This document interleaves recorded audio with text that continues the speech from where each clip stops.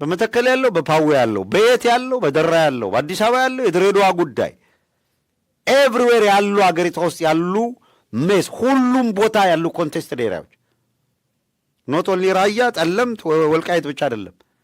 ኮንቴስትድ ኤሪያ ያለው በየቦታው እንደምታዩት መጋደል ላይ ያለው ይሄንን የሚለውጥ ስርዓታዊ ለውጥ አምጥቶ ኢትዮጵያ እፎይ የምትልበት ቀጠናውም የሚረጋጋበት ሁኔታ የሚፈጠረው የኦህዴድ ሄጅሞኒ የተሸነፈ እንደሆነ ነው።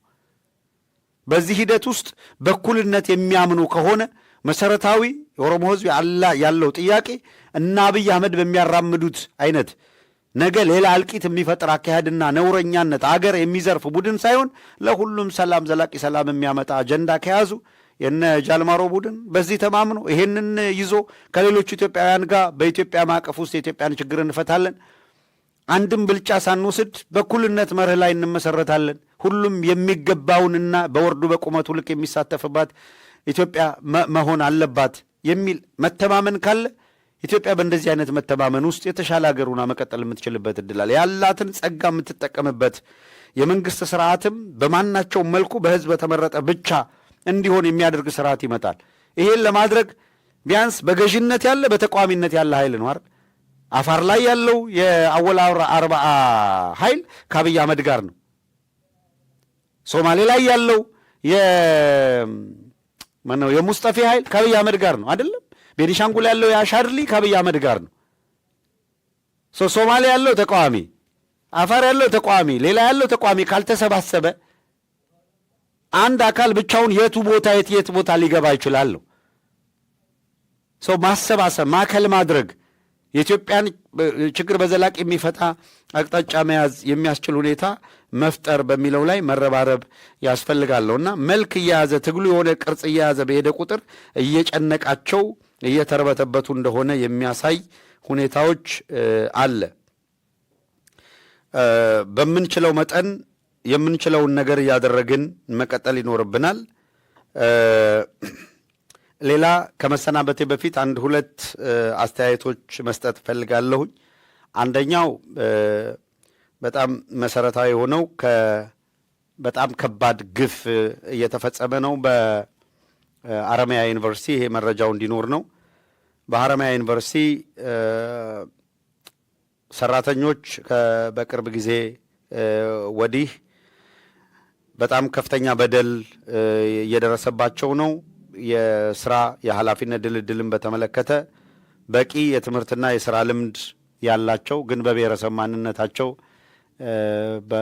በድርጅት ውስጥ የሚገባቸውን ቦታ እንዳያገኙ ማድረግ ልክ በሌላው ሀገሪቱ አካባቢ እንደሚፈጸመው አይነት ግፍ ግን በሐረማያ ደግሞ በጣም የከፋ ሁኔታ እየተፈጠረ መሆኑን ነው የሚሰማው። እንደ ባለሙያ እንደ መምህር የሚገባቸውን ሰርተው መኖር የማይችሉበት ሁኔታ ተፈጥሯል። በጣም አንድ አነጋጋሪ ግፍ የዩኒቨርሲቲው መኪናና አንድ ሞተር ጠፍቷል። ያንን ሰርቀው ሽጠዋል የሚባሉ ሰዎች ለጊዜው ተጠርጣሪ ተብለው ታሰሩና ከላይ ተቀባብለው ስለሆነ እነሱ ተፈቱ።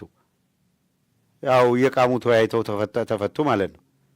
ምንም ውስጥ የሌሉ ሰዎች ግን ወስደው የሸጡት ተፈተዋል እንዳይባል ሌላ ግን ከጉዳዩ ጋር ግንኙነት የሌለውን እስር ቤት አድርገው እያማቀቁ እንደሆነም ነው የሚነገረው።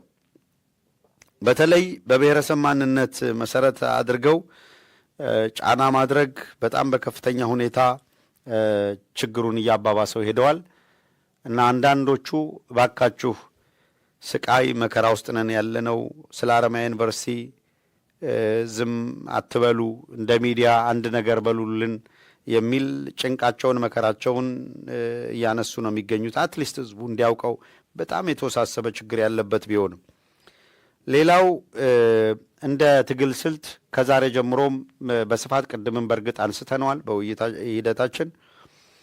ከዚህ በኋላ ሁለት ነገር ስትራቴጂካሊ ያስፈልጋል። እኛም ውይይታችንም ከዚህ በኋላ በእንደዚህ አይነት ሁኔታ ላይ ያተኩራል። መፍትሄ ላይ በብዛት መፍትሄው ላይ ቤዝ እናደርጋለን። እናተኩረው መፍትሄው ላይ ይሆናል። አንድ ቅድም እንዳልነው በመሰረታዊነት የአብይ አህመድ አገዛዝ ፍጹም ጠላትነት ይዞ የተነሳ አቅዶ ተዘጋጅቶ አገር እያወደመ እያፈረሰ ያለ ጠላት ነው የሚል ድምዳሜ ላይ መድረስ ነው። መሽረክረክ አያስፈልግም። ወጥቶ በተናገረ ቁጥር የሚቀየር አቋም የለም። እዚህ ቦታ እንዲሰራን፣ እዚህ ቦታ እንዲያረግን፣ እዚህ ቦታ ኮሚቴ አቋቋምን ባለ ቁጥር ምንም ሌላ እንዲኮሰሩ እንዲኮ አይደለም። እያንዳንዱ በየቀኑ መጥቶ የሚናገረውም የሚሰራውም ዋናው ግቡን ለማስፈጸም ሽፋን እንዲሆነው ነው። ስለዚህ ለሽፋን ማስፈጸሚያ ብሎ የሚያደርጋቸው ማናቸውም ነገሮች ተቀባይነት የላቸው። ለምሳሌ የአጼ ሚኒሊክን ሐውልት በሆነ ነገር ምናምን ተሰርቶ ቤተ መንግስት ውስጥ ተቀመጠ ሲባሉ ዋው ምናምን ያለ ሰው ነበረ። አብይ አህመድ የአጼ ሚኒሊክ ስም ዳግም እንዳይጠራ ለማድረግ ቤተ መንግስቱን ፓርክ ብሎ ሊሰይመው እንደሆነ አልገባቸውም። አንበሳውን አንስቶ በጣዖስ እየተካው እንደሆነ አልገባቸውም። ዋናው ዓላማውን ለማሳካት ማጭበርበሪያ የሆነ ነገር ባደረገ ቁጥር ዋው የሚባል አብቅቷል። ከዚህ በኋላ ዋው አብይ እንደዛ አድርጎ ዋው ካልክ ቡጭ ቡጭ ነው የምንልህ።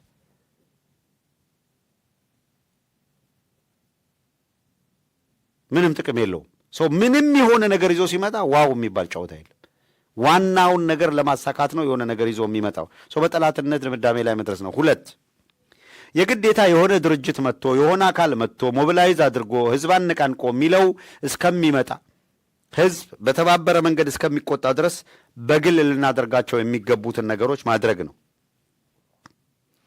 ለምሳሌ 60 ሚሊዮን ኦርቶዶክሳዊ ከዛሬ ጀምሮ ብሎ ቢምል ቢገዘትና ለራሱ አቋም ቢይዝ የአብይ አህመድ አገዛዝና ስርዓት ጠላት ነው።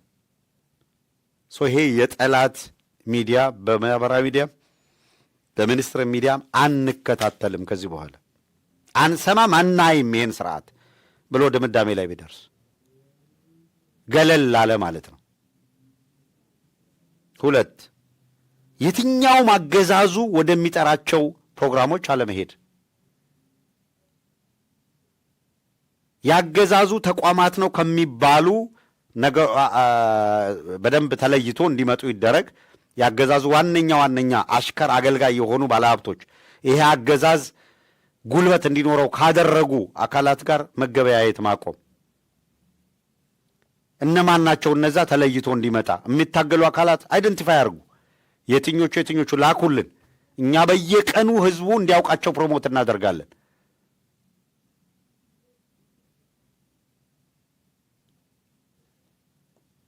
ላገዛዙ አደገኛ በሆነ ሁኔታ በስልት አሁን ለምሳሌ በመቃብራችን ላይ እንደንስ ያሉ አካላት አሉ። ማህበረሰቡ እንዲጠየፋቸውና የትኛውም አካል ከነዚህ አካላት ጋር አብሮ መቀመጥ እንደ ነውር እንዲቆጥር ማድረግ ነው። ማህበራዊ መገለል ማለት እነዚህ ነው። የትግል አካል ናቸው እነዚህ። ባይዘወይ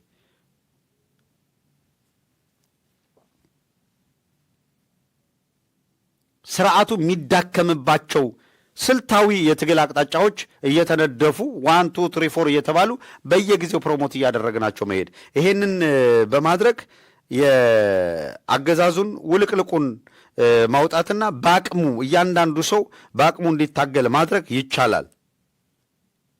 ይሄንን እያደረግን በየጊዜው አቅሙ ያላችሁ ችሎታ ያላችሁ እንደዚህ አይነት ነገር ላይ በሰላማዊ መንገድ ለሚደረጉ ትግሎች የትኞቹ አዋጭ የትግል አቅጣጫዎች አሉኛ ጀስት ኢኒሻል ነው እያነሳን ያለ ነው። ሌሎች አስተያየት የሰጡትን መነሻ አድርገን ከዚያ ግን በተደራጀ መልክ እንዲህ አይነት የትግል አቅጣጫዎችን በዚህ መንገድ ብንከተል አዋጭ ነው የሚለውን ደግሞ የተለያያችሁ አካላት አሉ። የሰላማዊ ትግል 101 ወዘተረፈ የትግል አቅጣጫዎች አሉ።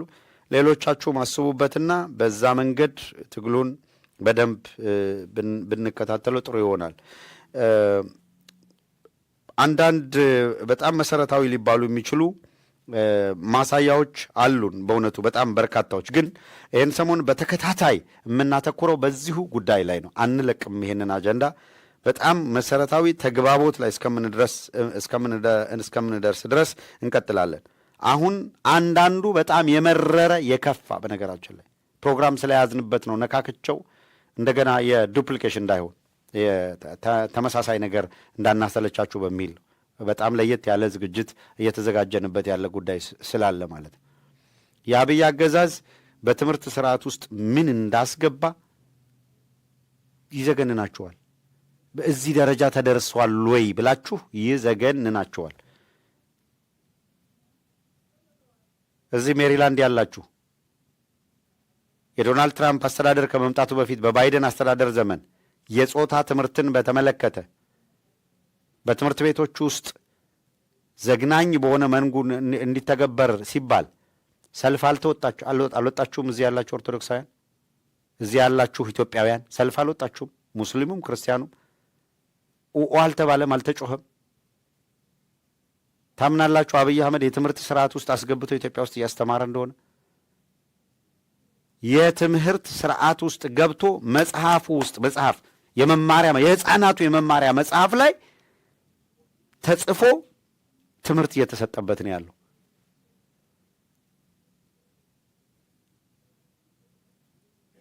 ይሄንን ፕራክቲካሊ ቀርቦ እንደዚህ ስታዩት ምንድን ነው የሚሰማችሁ? የትምህርት ማስረጃ ሲምፕሊ ደውላችሁ እንድታረጋግጡ የሚያስችል ነገር ነው የምናቀርብላችሁ። በደንብ ዝግጅት እያደረግንበት ነው። ይሄንን ወንበዴ ስርዓት በመታገል ረገድ የከፋው ነገር ስለመጣ መናበብ ይጠይቃል። እዛ ላይ እናተኩራለን። የዛሬውን ግን በዚህ እናብቃና እንሰናበት። ከኤዲተር ጋር በጋራ ሁነን ስናስተናግዳችሁ ነው የቆየ ነው። አድማጭ ተመልካቾቻችን ዕለታዊ አበይት ጉዳዮች የተሰኘውን የዕለተ አርብ መርሃ ግብራችንን በዚሁ አጠናቀቅን። ከቀሪ የኢትዮ ሰገነት የሳተላይት ቴሌቪዥን ፕሮግራም ጋር አብራችሁ ቆይታ አድርጉ። በማህበራዊ ሚዲያ የነበረንን የቆየ ስርጭት ቆይታ በዚህ አጠናቀን ተሰናበትን። ጤና ይስጥልን።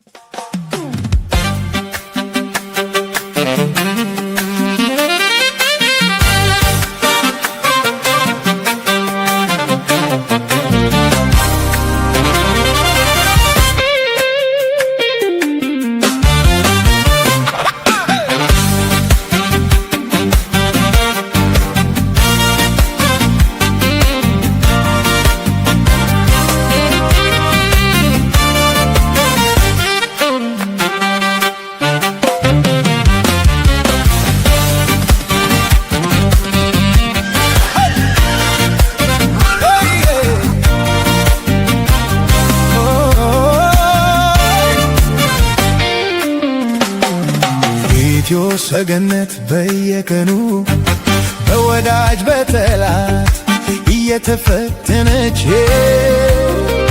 ሰገነት ማማ ላይ ይኸው ዛሬም አለች። ምኒልክ ንጉሥ ነው እያለች ዛሬም ንጉሥ ነው እያለች ምኒልክ ንጉሥ ነው እያለች ምንጊዜም ንጉሥ ነው እያለች ቃል ኪዳን ገብተናል አንቺን ይዘን ለእውነት ከፍ በይ ማማው ላይ ኢትዮ ሰገነት ስምሽ የድል ብስራት የግፏን ጽናት የሐቀኞች አምባ የታጋዮች ኩራት ኢትዮ ሰገነት በየቀኑ በወዳጅ በጠላት እየተፈተነች ሰገነት ማማ ላይ ይኸው ዛሬም አለች። ምኒልክ ንጉሥ ነው እያለች ዛሬም ንጉሥ ነው እያለች ምኒልክ ንጉሥ ነው እያለች ምንጊዜም ንጉሥ ነው እያለች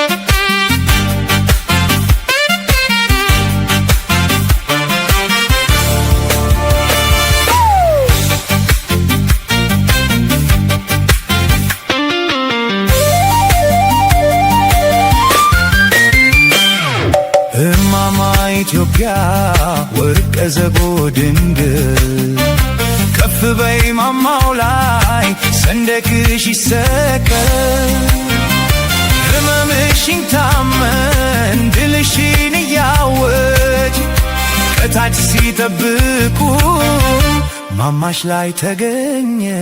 እና ክቡራን የኢትዮ ሰገነት ተከታታዮቻችን ዘወትር ማክሰኞ ከ2 ጀምሮ ተጠየቅ በሰገነቱ እልፍኝ የተሰኘውን ፕሮግራም እንዲከታተሉና ያሻዎትን ጥያቄ ወይንም አስተያየት እንዲሰጡን ጋብዘዎታለን።